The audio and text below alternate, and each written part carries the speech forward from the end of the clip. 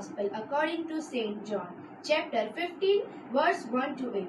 At that time, Jesus said to his disciples, I am the true vine, and my Father is the vine dresser.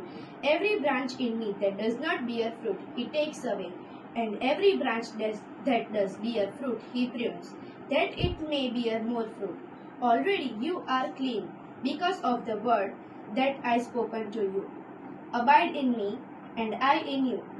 As the branch cannot bear fruit by itself unless it abides in the vine, neither can you unless you abide in me. I am the vine, you are the branches. Whoever abides in me and I in him, he it is me. He is thrown away like branch and withers, and the branches are gathered thrown into the fire and burned. If you abide me and my words abide in you, ask whatever you wish, and it will be done for you. By this my Father is glorified, that you bear much fruit and so prove to be my disciple.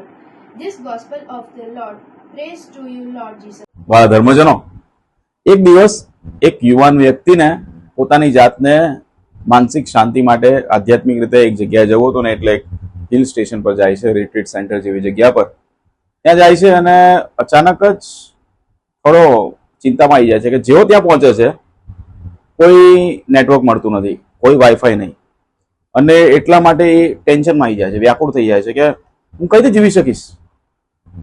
અને ત્યાં એક father બેઠા હોય છે અને કહે છે, કાશ જેટલી ચિંતા અને વ્યાકુળતા તમારા ચહેરા ઉપર દુનિયાથી દૂર જવામાં થાય છે, એટલી જ ચિંતા પ્રભુથી દૂર થવામાં થઈ હોત તો કેટલું સારું હોત. યસ, મોબાઈલનું વાઈફાઈ કે મોબાઈલનું નેટવર્ક બંધ થઈ જાય આપણે ઊંચા નીચા થઈ જઈએ છીએ, પણ આપણું નેટવર્ક પ્રભુ સાથે દૂર થઈ જાય તો શું આપણે એવા વ્યાકુળ થઈએ છીએ ખરા? મોબાઈલમાં રહેલી એપને આપણે રિફ્રેશ કરીએ છીએ, શું આપણા હૃદયને આપણે રિફ્રેશ કરીએ છીએ ખરા? જે નેટવર્ક હોય છે આપણું, એ લાવવા માટે આપણે આમ તેમ ભટકીએ છીએ, પણ પ્રભુ સાથેનું નેટવર્ક પ્રાપ્ત કરવા માટે આપણે પ્રયત્ન કરીએ છીએ ખરા? આ વાલા ધર્મજનો, આજના શુભ સંદેશમાં પ્રભુ આપણને કહે છે, મારા વિના તમે કશું કરી શકો એમ નથી. હું દ્રાક્ષનો વેલો છું અને તમે ડાળીઓ છો. હા, જ્યારે આપણે પ્રભુ સાથે જોડાયેલા હોઈએ છીએ ત્યારે આપણે ઘણું કરી શકીએ છીએ. જો લોકના શુભ સંદેશમાં પેલો ઉડાવ દીકરો પ્રભુથી દૂર જતો રહ્યો, પછી જ્યારે પડ્યો ત્યારે એને ખબર પડી કે મારે પાછું જવું પડશે મારા પપ્પા જોડે. આપણે પણ એવા જ લોકો છીએ, ઘણી વાર પ્રભુથી દૂર છીએ. 4G, 5G, 6G, 8G, 10G પણ આવશે, કોને ખબર. જેટલી સ્પીડ વધશે એકબીજા સાથેના સંપર્ક માટેની કે માહિતી પ્રાપ્ત કરવા માટેની, પ્રભુ સાથેની જોડાવાની સ્પીડ આપણી વધે તો કેટલું સારું.